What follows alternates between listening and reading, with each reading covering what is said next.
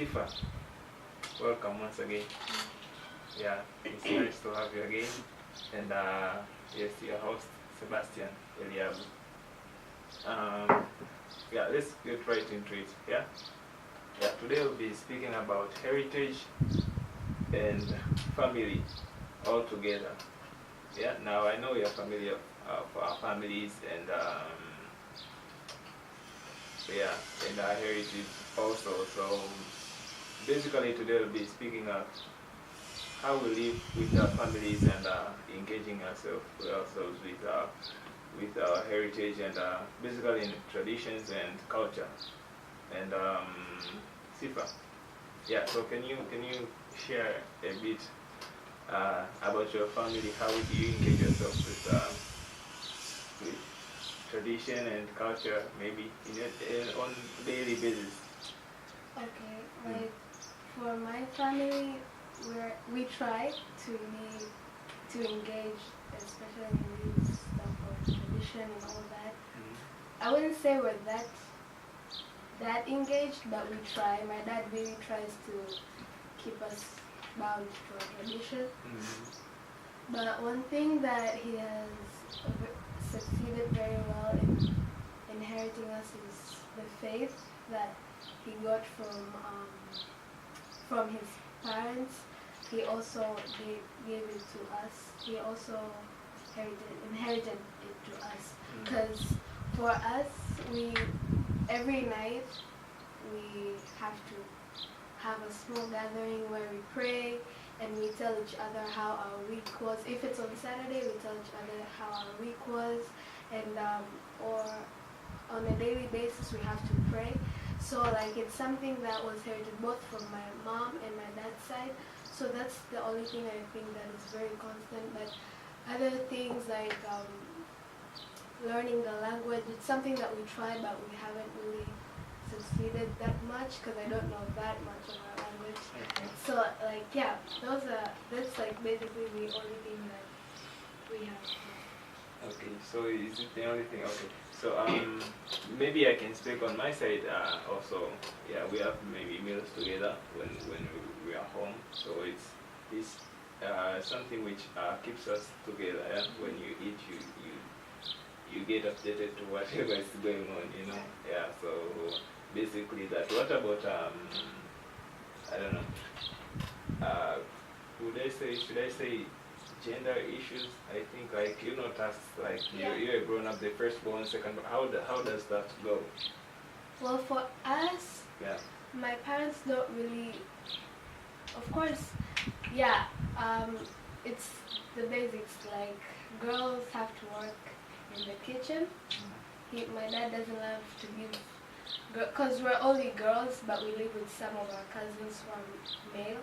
So like he likes, like he would say, all the girls should go work in the kitchen and do chores inside the house, but the boys should go clean the cars or take out the heavy trash, stuff like that. So that it is somehow biased, but my dad likes to.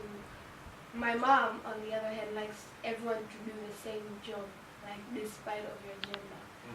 That's how she keeps it for us. So, but she also makes sure that for the females, those jobs those chores that females, according to tradition, are supposed to do, she makes sure that we do that.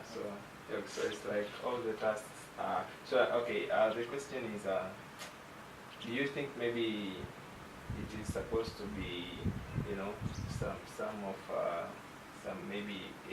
some age groups should be, let's say the small siblings, should they be given maybe less tasks or just less trouble? Is it something you think?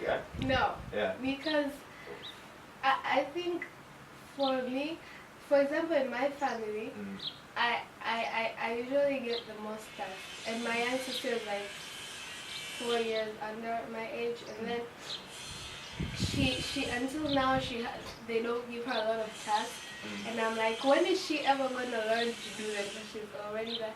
So I sometimes think, of course, when they're too young, I think it's okay, but when they're at a certain age, I think that the ones who have a smaller age should not do a lot. No, I don't personally. Okay. I want to. Okay, let's say is it culturally based or is it because I think some things like these should be traditional. Today we make our own traditions. Yes, like those people do not care about gender or age. We all do the same tasks. They just do tasks which are we see that are relevant. A person is capable of doing. It does not matter if you're small.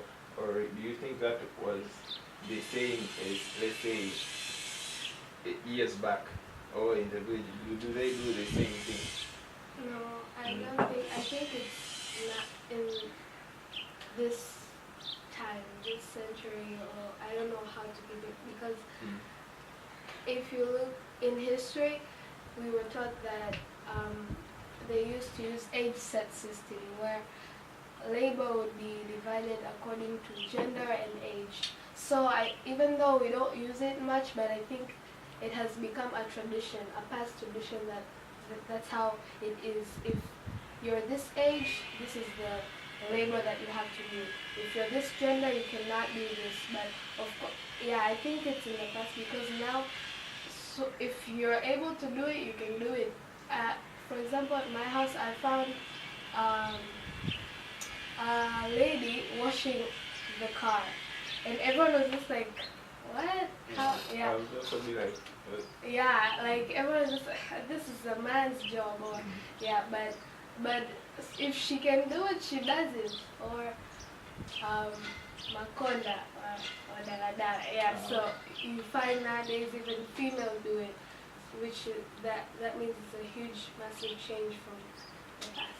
Okay. Yeah. So let's not push it too much into making it a gender issue. Okay. Coming to modern families these days, modern families, we do not really practice our traditions and our cultures. We just live. We are more adopted to the Western culture. Yeah. So do we think that it is important to maybe bring up new traditions? Yeah, because in families, most of things we do is like these days, it's like we innovate things that keep us together. Yeah, but some things are kind of from our elders, I think, right? So should we embrace them, or should we just go as we go? I think it depends, because there are some traditions of the past which are still important, like eating together. Like you said, nowadays it's not. Most families don't eat together. Everyone is busy with their phone, with their gadgets. Yeah. Another one is eating in their room. Their father is eating in Sometimes the living room. parents don't even care. Like, they don't. So like I think traditions like that should continue. I think they shouldn't be stopped. But there are some like some that should be stopped, and we should innovate. Some innovations are great. Some innovations are helpful. They are better and more advanced from the past traditions. So like, yeah, I think it depends really. Yeah, I think okay. Saying that, I think you have spoken of like not eating together. Yeah, like everyone is on their phone or doing whatever they want, and like parents do not go. Whoever who is in charge is not caring whether you ate or not. It's like food is there, and you do whatever you want. I think maybe, don't you think that maybe it's kind of let's say it's not a good leadership thing. It does not even make you grow into a person which makes yourself, let's say, okay, I may say, okay, I may do things on my own, maybe I might organize things. You just grow whenever you want. So I think that is the thing. Yeah, so welcome followers, and we have several comments here. We have Fearless Falsy. She says she likes the role of gender heritage in the family. and we have Omen's Wolves. Hello, yeah, hello, and especially the good months, which will just continue to keep us together. Yeah. So maybe what do you have to say about this? Yeah, I think it's. I remember after hearing that, I remember this saying. It says that a family that eats together stays together. I really believe in that because I think, yeah, it's true what you said. Because most families, even if they're eating together, there will be no interactions. People still, they can eat while using their phones. They can eat while doing other stuff. So I think it's more of the interaction. Yeah, it's more of the interaction. Whether eating cannot be the only way. There are many ways where you can make interactions with your family. Like I know like nowadays many people are busy. Some students may be busy with school, parents are busy with work. So when they all come back at home, everyone just doesn't have the time. Some are sleeping, others are doing more job.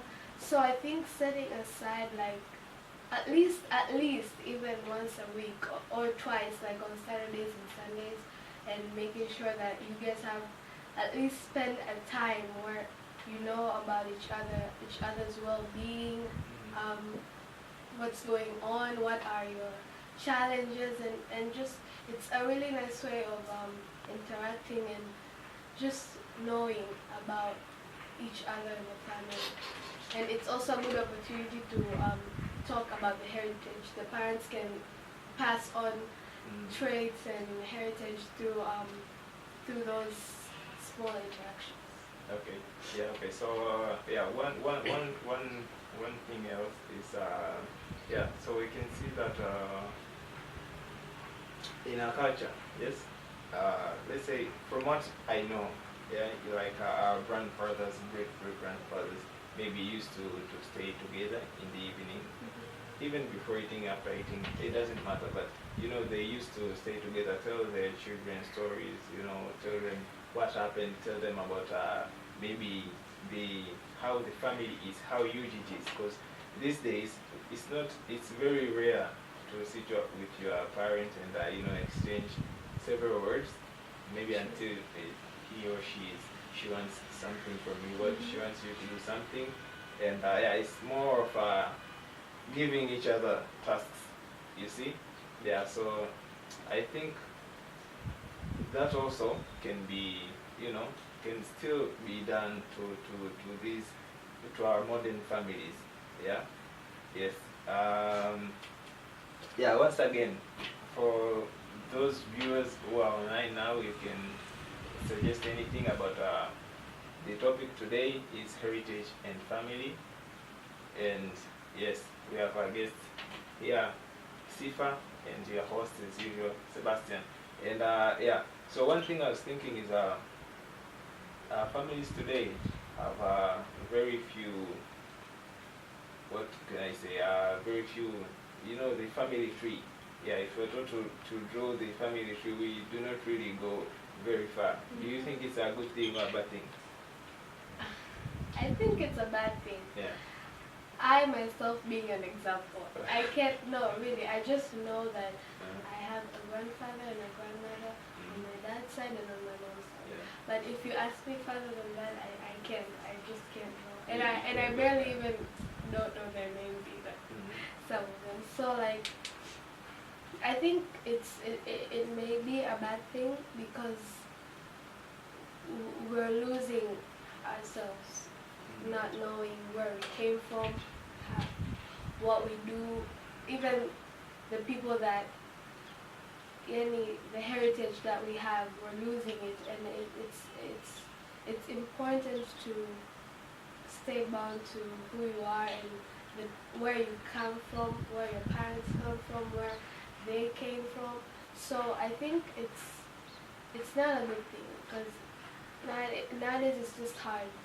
Yeah, so it's like we lose the presentation of who we are. We really do not know our background. It makes us, you know, not knowing a lot of things and get caught up to this new world. So Okay, let's say what should we do maybe to, one of the things that maybe will make us look back and say, okay, our heritage, our culture, our tradition is the best that we could have, and maybe how could we engage with these maybe activities also. Yeah, like I said, the interactions, and also it would be nice because I have a friend who their family, they have special holidays.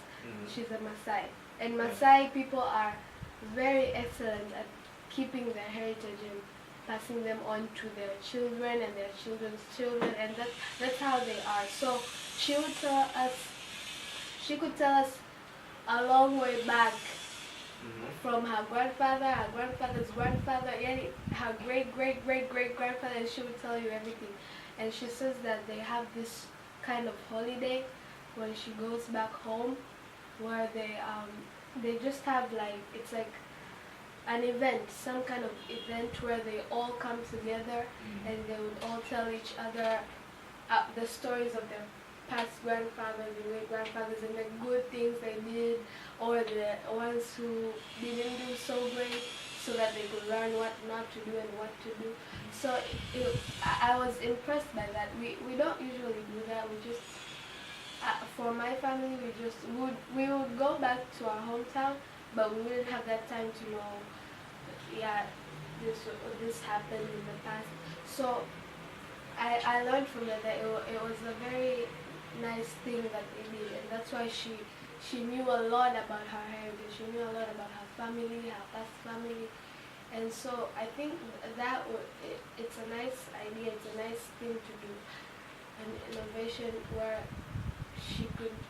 she knows more about her family. So it's more for engagements and linking with your family. Maybe getting back to where you were born, looking more for relatives and whoever is out there. So Felicia Falsi says modern families prefer to forming nuclear families, which is contrary to old times families, which were extended families. So children don't know their cousins, aunties, and other relatives in the clan. Basically, most of the I say our elders used to live more extendedly rather than these days.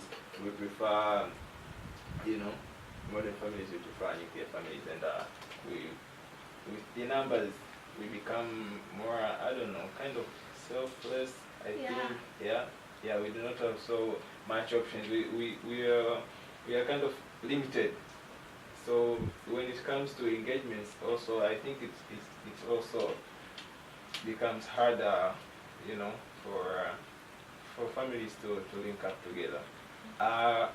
Moreover, our heritage these days, because of the modern technology, and we do not really push it into a perspective where we can link it with our modern. Maybe is it because we have changed so much? Do you think linking the heritage, maybe our tradition and our cultures, we can only speak of it, we do not see people practicing it in families. So maybe about the engagement, rather than maybe visiting and maybe practicing it in our families, we can find maybe other ways, like I don't know, maybe mixing families, I guess. Can that help? I'm just thinking. Yeah, I mean it's also a nice way to know, because there's heritage at the family level, also at a nation level. So I think also mixing different families, perhaps of the same country, maybe if I got you right, it will also be a nice way to like expand what we know, despite of our family itself, since now that most people prefer being bound to themselves. It's just us, father, mother, and children. That's it. Yeah. So I think also mixing families to exchange ideas, exchange traditions. It's also it's a nice way, I think, of engaging. Maybe we could learn different things from maybe families to families. I think families do that, but not more of modern families. I think do engage on such engagements. But I still don't think if they really, speak of cultural things or traditional. It's more like, catch up on other things. Yeah, it's more on what's up to date. Yeah. Yeah. That's what they would mostly talk about, like the weather or business now, or how to get more income and all that. So yeah, I think it's important that if they do have these meetings, it will be more about our past and not what's actually. Yes, so we have Kevin's Carol. Hello, welcome. And first it says again, strengthened unity of a nation comes from strong and united families. Heritage, if properly communicated, will play a greater role. Yeah, so speaking of strength and unity of a nation comes from, for example, speaking of this comment, we have seen in some countries, families do maybe, let's say, in these normal leadership encounters, we see families leading a nation, So, do you think maybe it's because they had maybe strong, strong foundation of maybe their culture, or can that be something? It's something I'm just thinking about. Definitely, because I remember you said that the way you organize your family, it's some sort of leadership. If, for example, a father is able to organize his family, that this is the time for eating, so we all eat, that is side, and to assign labor and all that. You said it was some form of leadership. So like, if this family can, it brings strength and unity to the nation, I think it's also because of how he started being a leader from his family, and that's why he's able to lead a wider group of people such as the nation, because it started from home. Like, their leadership experience starts from home. Their respect for others, it all started from home, and that's why they were able to. Yeah. So I also think that when we engage ourselves more, we become, the strength of the family and the unity gives us, a lot of, well, I want to put it in a way which, it gives us strength and unity when maybe we engage ourselves more with tradition, because a lot of things will be done together, will be pursued together. Most of things will be done, maybe if it's your cousin or your nephew, niece, any relative that is close to you. So as long as we share them, they keep us together, they keep us strong and united. So I think that is all for today. So thank you, viewers, for all those who have joined us today. And we have our guests, SIFA and Sebastian. Today's session was heritage and family. So I guess see you next week. And our session will be uploaded on YouTube, so don't forget to subscribe and get posted to it. Thank you. Bye. Bye. Please follow and subscribe to our social media pages or contact us to register for our programs.